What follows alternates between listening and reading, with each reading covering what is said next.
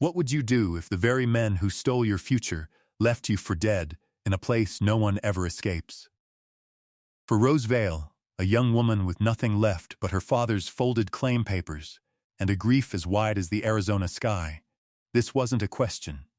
It was the hard, rocky ground beneath her bruised shoulders.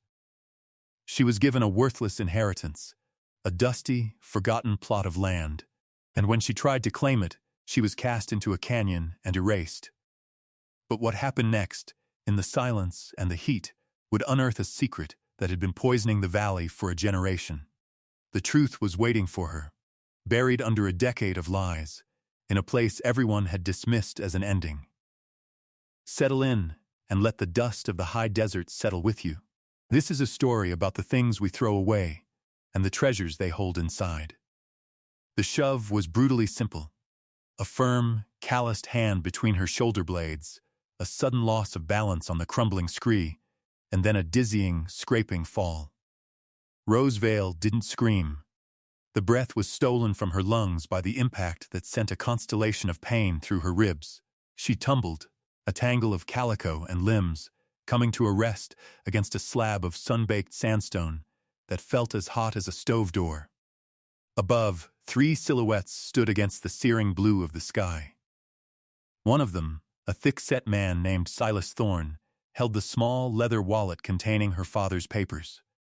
He didn't look down for long. He had what he wanted. The other 2, hired muscle with faces worn blank by indifference, simply turned and followed him. Their footsteps faded, leaving only the sound of a single, dislodged pebble skittering down the slope. Then, silence. A profound, absolute silence that was heavier than any sound. Rose lay still, listening to the frantic drumming in her ears.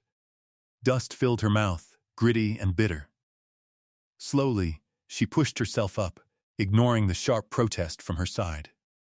She was in a box canyon, a deep gash in the earth known locally as the Devil's Jaw. The walls were sheer, ruddy cliffs that offered no handholds, rising hundreds of feet to the narrow slit of sky. It was a natural prison, a place where lost cattle and foolish prospectors went to be rendered into bone and dust by the relentless sun. This was where they had left her. Not just robbed, but discarded. An inconvenience to be disposed of. A memory of her father, his face etched with the hopeful exhaustion of a man who'd finally found his place, flashed in her mind. "It ain't much, Rosie," he'd told her, pressing the papers into her hand just a month before the fever took him. "But it's ours. It's a start." Now that start was in the pocket of the man who had just tried to murder her. The injustice of it was a cold, hard knot in her chest, colder even than the fear. She was alone, bruised, half-starved, and without a single drop of water. The sun beat down, a physical weight, and the canyon floor shimmered with heat. It was an ending. They had written her ending for her. But as she scanned the baked, cracked earth, her gaze caught on something impossible. A flicker of darker soil, a line of dampness no wider than her finger, disappearing into a jumble of fallen rock. It was nothing. It was everything. It was a trickle of water. Rose woke to a thirst so complete it felt like a living thing inside her, clawing at her throat. Her lips were cracked, her tongue a dry stone in her mouth. For a moment, she didn't know where she was. Then the memory returned, sharp and brutal, the fall, the mocking faces, the crushing silence of the canyon. Despair washed over her, heavy and suffocating. She was going to die here. It was as simple as that. Her father's dream, her own small hope for a life rebuilt from ashes, would end as a scatter of bones bleached white under the Arizona sun. She closed her eyes, a single tear carving a clean path through the grime on her cheek. But then, she remembered. The damp soil. The impossible hint of water. She forced her eyes open and pushed herself onto her hands and knees, the sharp rocks digging into her skin. There it was, a thin, dark line seeping from the base of a rock wall. It wasn't a stream, not even a trickle. It was just a slow, patient weeping of moisture from the deep stone, enough to dampen the dirt for a few feet before the sun drank it away. Everyone knew the Devil's Jaw was bone-dry. It was a place of endings. But this single, dismissed fact, this tiny geological secret, refused to fit. It was a flaw in the story of her doom. Gritting her teeth against the fire in her ribs, she began to follow it. It was the only choice she had. The water led her not outward, but inward, deeper into the canyon's embrace, toward a massive rockfall that looked as if it had happened a lifetime ago. The dampness vanished beneath a colossal boulder. It was a dead end. The hope that had flickered within her died, and she slumped against the rock, defeated. But as her hand rested on the stone, she felt it. A faint, cool draft. Her gaze followed the feeling, tracing the nearly invisible seams where boulders lay against each other. Behind one low slab, almost completely hidden by scree and shadow, was a gap. A fissure, no wider than her shoulders. The cool air, smelling of stone and deep earth, breathed from within. Driven by the last dregs of her strength, she clawed away the loose rock and squeezed herself through the opening. She emerged not into a cave, but a passage, sloping gently downward into the dark. The trickle of water reappeared here, a silver thread on the stone floor, leading her on. After 50 feet, the passage opened into a chamber, and Rose stopped, her breath catching in her throat. In the faint light filtering from the passage behind her, she saw them. 3 heavy iron-banded chests, a stack of wooden crates, and several canvas-wrapped shapes leaning against the far wall. They were covered in a thick blanket of dust, undisturbed for years, perhaps decades. This was no natural cavern, it was a hideout, a secret place. She had stumbled out of one prison and into another, but this one held a different kind of secret, one that had been waiting in the cool, silent dark for someone to find it. What would you do if you found a secret that could save you, but also destroy a town? Is survival worth the cost of unearthing a generation of lies? Let us know in the comments what choice you would make, and be sure to subscribe for more stories from the Forgotten Frontier. Rosevale didn't know it yet, but the choice had already been made for her, the moment she followed that impossible trickle of water. The memory of the journey to the valley surfaced as she drifted in a feverish sleep, days later, safe in a stranger's bed. She remembered the stagecoach, leaving her in a dusty settlement that was little more than a saloon, a livery, and a general store. Before heading toward the land office in the larger town of Redemption, she'd walked to the edge of a dry creek bed, needing a moment to gather herself. An old prospector was there, sifting tirelessly through the gravel. He'd looked up as she approached, his eyes a startlingly pale blue in a face that was a roadmap of wrinkles. He glanced at her, then at the hard-baked earth around them, and then to the cloudless sky. His voice was like stones grinding together. The driest ground, he'd said, not to her, but to the air itself, remembers the deepest water. He'd bent back to his work, and she had walked on, dismissing the words as the rambling of a sun-touched old man. Now, lying in the quiet cabin, the words echoed with the weight of prophecy. She had found the deep water in the driest ground. Later that day in her memory, she'd entered the Redemption Saloon, looking for the claims office. The air was thick with smoke and the smell of stale whiskey.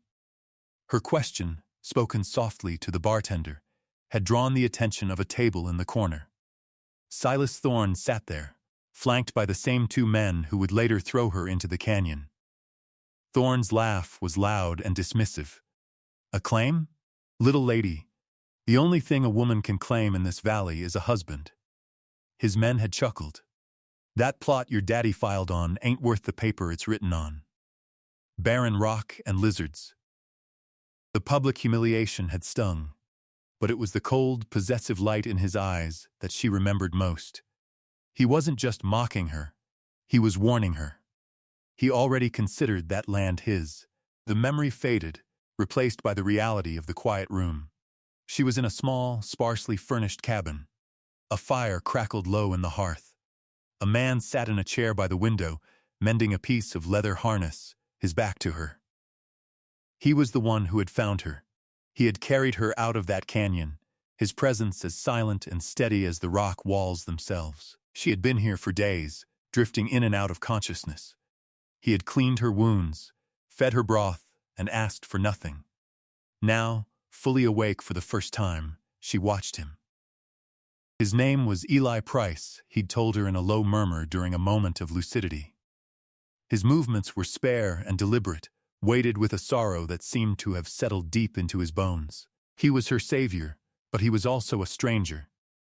The cachet, the ledgers, the whole explosive secret of the canyon was a dangerous burden to share. He must have felt her eyes on him, for he stopped his work and turned. His face was weathered, his gaze cautious. "You're awake," he said. It wasn't a question. He stood and came to the bedside, offering her a tin cup of water. She drank, the cool liquid a balm to her raw throat. He took the cup back, his expression unreadable. "What happened to you out there?" he asked, his voice even. The mockery of Thorn, the cryptic warning of the old prospector, the weight of the discovery in the cave, it all pressed down on her. She couldn't tell him everything. Not yet. But she couldn't lie. "I was robbed," she whispered, her voice hoarse. "My father's papers. A man named Thorn." Eli's face didn't change, but a muscle in his jaw tightened. He knew the name. That much was clear. He looked at her, his eyes searching her face, and he waited for the rest. Eli Price hadn't gone looking for trouble. Trouble, in his experience, always found you, and he'd had enough to last a lifetime. His days followed a simple, rigid pattern. Rise before dawn, check the fences, tend the stock, work until his muscles ached too much to feel anything else, and then sit in the quiet of the cabin his wife had made a home, trying not to feel her absence in every corner. His small ranch sat on the desolate edge of the valley, pressed up against the Badlands, a place most folks avoided. He preferred it that way. Solitude was a balm for a wound that wouldn't heal. He was tracking a stray calf that had wandered toward the broken country near the Devil's Jaw when his horse, Gideon, stopped dead. The old gelding, a companion as quiet and worn as Eli himself, lifted his head, ears pricked forward, and blew out a soft, uneasy breath. Eli followed the horse's gaze down into the chasm. At first, he saw nothing but the familiar red rock and purple shadows. Then, a flicker of movement. A patch of faded blue calico against the rust-colored stone. A body. He expected to find a prospector who'd misjudged the heat. But as he made the treacherous descent, picking his way down a path only he and the wild sheep knew, the shape resolved itself into that of a woman. She was lying near a rockfall, looking as broken and discarded as a child's lost doll. He knelt beside her, his shadow falling across her face. She was young, her face bruised and smeared with dirt, her breathing shallow. She was alive. Barely, he unslung his canteen, uncorked it, and gently lifted her head. He let a few drops of water fall onto her cracked lips. Her eyes fluttered open, unfocused and clouded with pain. For a second, he saw not a stranger, but his own wife, Mary, in her last days. Her body failed by a fever the town doctor had been too slow or too indifferent to treat. The memory was a physical blow. He couldn't save Mary. But he could not leave this woman to die. He poured more water, and she drank, a desperate animal thirst in the movement of her throat. He looked around the canyon, a place of grim legend. No one survived the jaw. Yet here she was, not near the entrance where she'd fallen, but deep within it, by a hidden spring he hadn't known existed. She had fought. She hadn't surrendered. A flicker of respect cut through his weariness. With a sigh that seemed to draw up all the grief and exhaustion of the past year, he stoppered his canteen. He gathered her into his arms. She was lighter than a sack of feed, all sharp angles and fragile bones. The climb back up was grueling. Gideon watched his careful progress, steady as a rock. He settled her onto the saddle, her head lolling against his chest as he mounted behind her and turned the horse for home. Her fate was now tangled with his, an unwelcome complication. another stray he couldn't bring himself to abandon. He didn't know her name or her story, only that she was a piece of wreckage washed up on the shore of his quiet life. As they rode, the sun dipping below the canyon rim, painting the sky in hues of blood and gold, he felt the crumpled paper clutched in her hand, a secret she had held onto even in unconsciousness. Rose woke slowly, the world coming back to her in fragments, the scent of wood smoke and dried sage, the rough texture of a wool blanket, the low rhythmic sound of a man's breathing in the quiet of the room. She was in a bed, a real bed, soft and warm. Her body ached with a deep thrumming pain, but the sharp edges of it had been sanded down. She opened her eyes. The cabin was small and impeccably clean, a testament to a life of lonely order. A rifle rested on pegs over the stone fireplace. A small shelf held a handful of books. Through the single window, she could see a corral and a vast, empty expanse of land stretching to a distant mesa. For several days, this was her world. Eli Price moved around her with a quiet, almost ghostly efficiency. He would leave broth and bread by her bedside, refresh the water in the bucket, and then disappear for hours, his work on the ranch pulling him out into the sun. They existed in a shared silence, two people walled in by their own private griefs. He asked no questions, and she offered no answers. But the secret she carried was a living thing. In her fevered sleep, she murmured names. Thorn, she'd whisper, the name a curse on her tongue. Then, later, ledgers, in the stone. Eli, sitting by the fire, would hear these fragments, and his stillness would deepen. He knew Thorn, the man who owned the town of Redemption, whose smile never reached his cold eyes. The man whose pocket doctor had assured him Mary's fever was nothing to worry about. The word ledgers was a hook that snagged on his own long-held, unspoken suspicions about how Thorn had built his empire.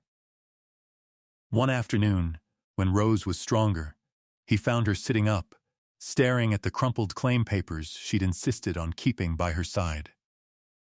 He saw the name Vale printed on the document. He remembered the whispers in town weeks ago of some dead prospector's daughter coming to claim a worthless patch of rock.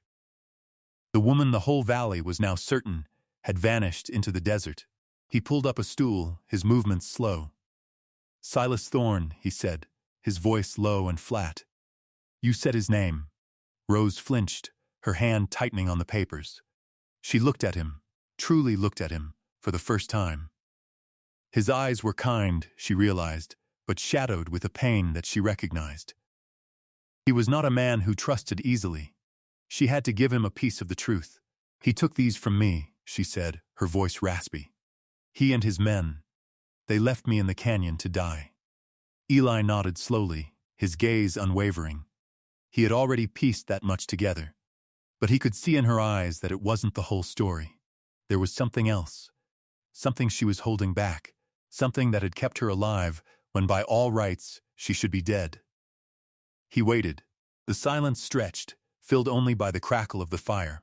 Rose took a breath, the air still painful in her bruised lungs. This quiet, wounded man had saved her life. He deserved more than a half-truth. "He didn't just take my papers," she finally said, her voice barely a whisper, but clear as a bell in the still room. "There's something else. Something I found. A secret in the canyon." The decision to trust her was not a logical one. It was an instinct, a gut feeling that Eli Price had learned to heed in a life that offered few certainties. The mention of Thorn, coupled with the fierce, desperate intelligence in Rose's eyes, was enough. He had spent a year steeping in his own bitter solitude, watching Thorn's power grow, feeling the town's corruption like a sickness in the air. Rose's secret, whatever it was, felt like a possible antidote. "Show me," he said, and just like that, the wall between them crumbled. The next morning, they rode out together. Rose, still weak but resolute, sat astride a gentle mare while Eli led the way on old Gideon. The labor of the journey was a silent communion. They moved through the starkly beautiful landscape, their shared purpose a tangible thing in the air between them. When they reached the Devil's Jaw, Eli tethered the horses in a hidden alcove. He led Rose to the rockfall, his rifle held loosely in his hand, his eyes scanning the canyon rims. She pointed to the fissure. In there, he squeezed through the opening, a strange sense of unreality settling over him. He had known this canyon his whole life as a place of death. To find it held a secret chamber was like discovering a new room in his own house. He lit a lantern, the warm glow pushing back the ancient darkness. Rose followed him in, and her story became real. The chests, the crates, the dust of ages. With a crowbar from his saddlebag, Eli pried open the lid of the first chest. The lantern light caught the dull gleam of gold coins. A fortune. But Rose barely glanced at it. She went to a small tin box tucked away in a corner, its lid sealed with wax. "This," she said, her voice hushed. "This is what matters." They carried the box to a flat rock and broke the seal. Inside, wrapped in oilcloth, were 2 thick, leather-bound ledgers and a bundle of letters tied with twine. They spread the documents out, the flickering light making the spidery handwriting dance. The investigation began. It was the meticulous accounting of a ghost. The ledgers belonged to the Red Rock Gang, a band of outlaws who had terrorized the territory a decade ago, before vanishing without a trace. Every robbery, every stolen payroll, every rustled herd was detailed with chilling precision. But as they turned the pages, a second, more sinister accounting came to light. Alongside the entries of stolen goods were notes on their dispersal. Names. The names of men in redemption who had acted as fences, who had provided information, who had grown rich and powerful on the back of the gang's crimes. Eli's jaw tightened until it ached. He saw the name of the sheriff, the head of the town council, the doctor, the man who had patted his shoulder and told him Mary would be fine. The labor of it was grueling, piecing together a decade-old conspiracy in a dusty cave. They cross-referenced dates, matching a payroll robbery with the miraculous discovery of funds for a new town hall, a stolen cattle drive with the sudden expansion of a prominent citizen's ranch. The truth was a web of rot, and Silas Thorne was the spider at its center. He had orchestrated it all. Rose traced a finger over his name, appearing again and again. The man who had laughed at her, who had left her to die for a piece of paper, was far more monstrous than she had imagined. Eli looked at her in the dim, conspiratorial light of the lantern, the weight of their discovery settling on him. "This is more than revenge for your father's claim," he said, his voice rough with emotion. "This is a reckoning for the whole valley." The full, terrible scope of the secret revealed itself not in the cold numbers of the ledgers, but in the brittle, yellowed pages of the letters. They delved deeper, reading the private correspondence of the gang's leader, a man named Jedediah Kane. In a long, soul-bearing letter to a brother he would never see again, Kane laid the entire betrayal bare. The hidden discovery was not just a list of crimes, but a confession, a warning, and a testament. Thorne hadn't just been their fence, he had been their partner. He'd planned their final, most audacious job, the robbery of a government gold shipment. In exchange for the lion's share of the take and Kane's ledgers, the only evidence of his involvement, Thorne had promised the Red Rock Gang full pardons, new identities, and a clean start. It was the dream every outlaw chased. Kane had believed him. He described meeting Thorne on a moonless night, handing over the main ledgers, and receiving the signed pardon papers. But the papers were forgeries. The promise was a lie. The next day, instead of a guide to lead them to safety, a posse arrived. A posse led by Sheriff Miller and Silas Thorne himself, who was hailed as a hero for leading the charge. The gang was slaughtered in a narrow pass, their bodies buried in unmarked graves.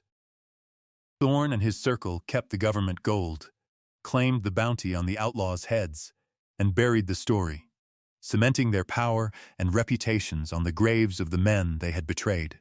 The cash Rose had found was Kane's personal stash, a small portion of the gold he'd never trusted Thorne with, hidden away with his private letters and a duplicate, damning ledger. It was his insurance, his final, posthumous testimony. For Rose, the revelation was a lightning strike. Her father, he hadn't been a lucky prospector. He must have stumbled upon a clue, an old campsite, a dropped coin, a story from another old-timer that led him to suspect the truth about the land near the Devil's Jaw. His claim wasn't for worthless rock. It was for a place that held the key to Thorne's secret history. That was why Thorne had been so desperate, so brutal. It wasn't about land. It was about silence. For Eli, the truth was a personal poison. The doctor who had let Mary die had built his practice with outlaw gold. The sheriff who had offered his condolences had been Thorne's executioner. The entire structure of his world, the town he had once loved, was a monument to a decade-old massacre.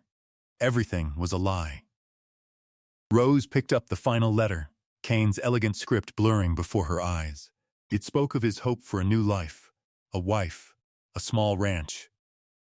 A life like the one Eli had lost. She looked at Eli, whose face was a mask of cold fury, his knuckles white where he gripped the edge of the rock. The silence in the cave was absolute, filled with the ghosts of murdered men. "He killed them all," Rose whispered, the words falling like stones into the quiet. "He killed them all to become a king on their ashes." The valley had grown uneasy. Rose Vale's disappearance was now a known fact, a grim story told in hushed tones. But the absence of a body was a loose thread, and it made Silas Thorne nervous. He sent his men out, not to search for a survivor, but to confirm a corpse. Cale, his best tracker, a man with the patience of a vulture, was assigned the Badlands. He found the tracks easily. 2 horses, one shod, one not, leading from the deep canyon toward the isolated Price Ranch. And then back again. He knew Price, a broken man who kept to himself. But this was an anomaly, and Cale did not like anomalies. As Rose and Eli carefully packed the ledgers and a sample of the gold into their saddlebags, the sky outside the canyon began to darken. The air grew heavy and still, the oppressive silence before a storm. By the time they were ready to leave the cave, the first fat drops of rain were spattering against the rocks, and a low rumble of thunder echoed off the canyon walls. Within minutes, the sky opened. A classic Arizona monsoon, violent and sudden, turned the canyon floor into a raging river of red-brown water. They were trapped. The roar of the flash flood was deafening. Just as the storm reached its peak, a figure appeared at the mouth of the passage, silhouetted by a flash of lightning. It was Cale.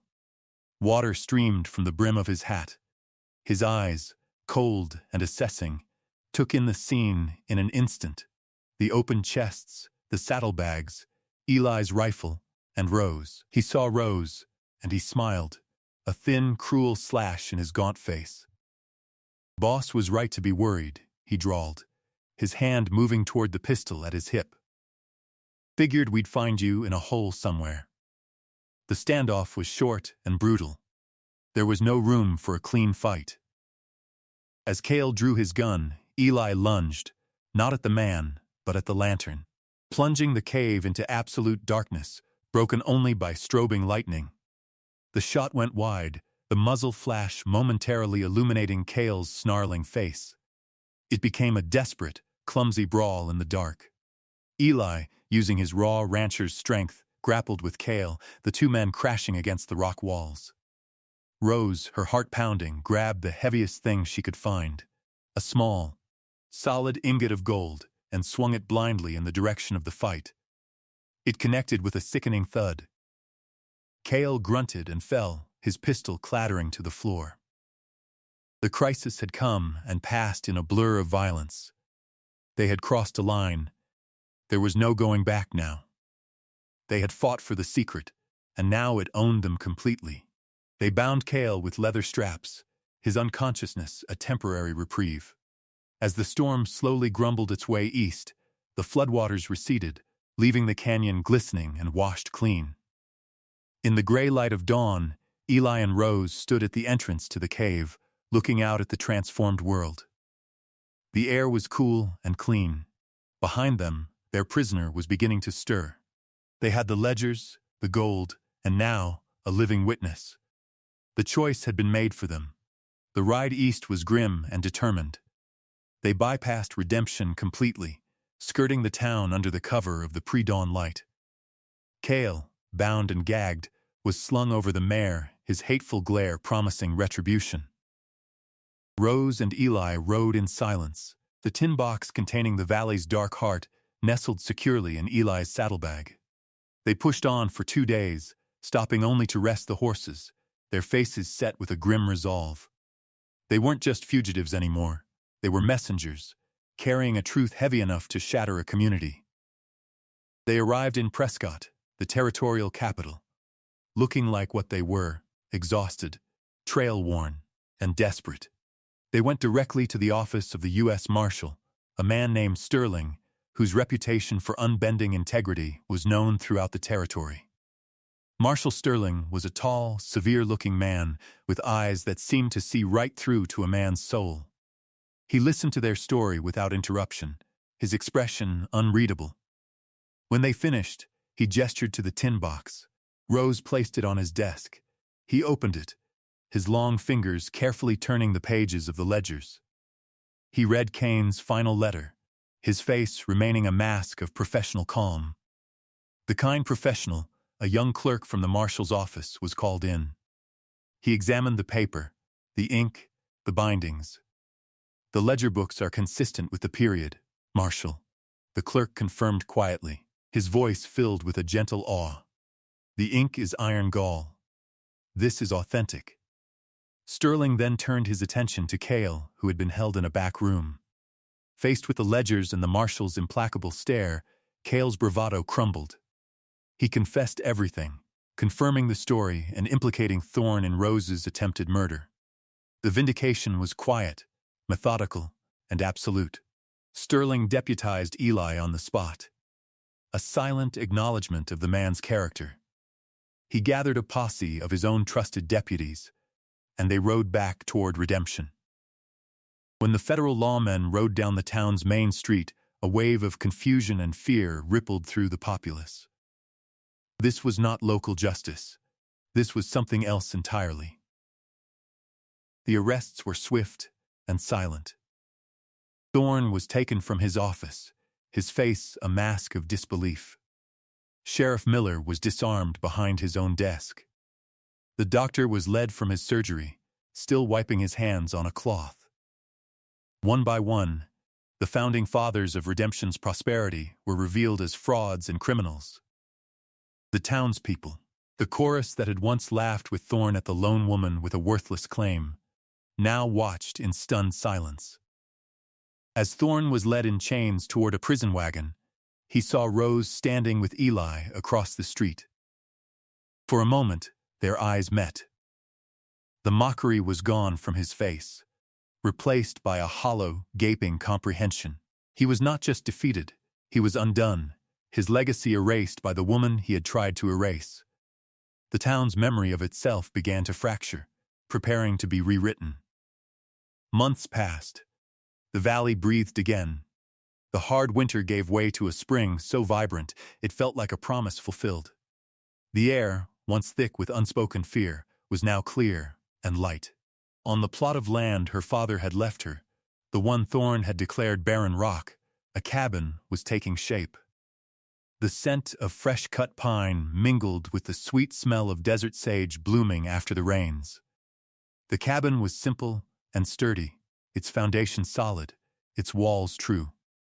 It was being built beside the mouth of the hidden spring, the deep water the old prospector had spoken of, which now irrigated a small, flourishing garden. Rose worked alongside Eli, her hands, once soft, now calloused and capable. There was a peaceful rhythm to their shared labor, the steady tap of a hammer, the rasp of a saw. Eli's face, which had been a tight mask of grief when she first met him, had softened.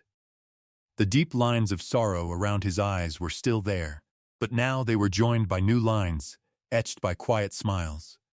Gideon, the old horse, grazed nearby, a silent, watchful companion to their new beginning.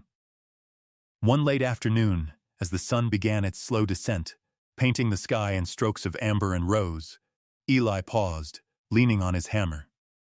He gestured with his chin toward the distant lights of redemption, already twinkling in the valley below. They used the gold from the Red Rock Cache, he said, his voice carrying easily in the still air. The government's share they recovered. It's going to build a proper schoolhouse and hire a new doctor from back east.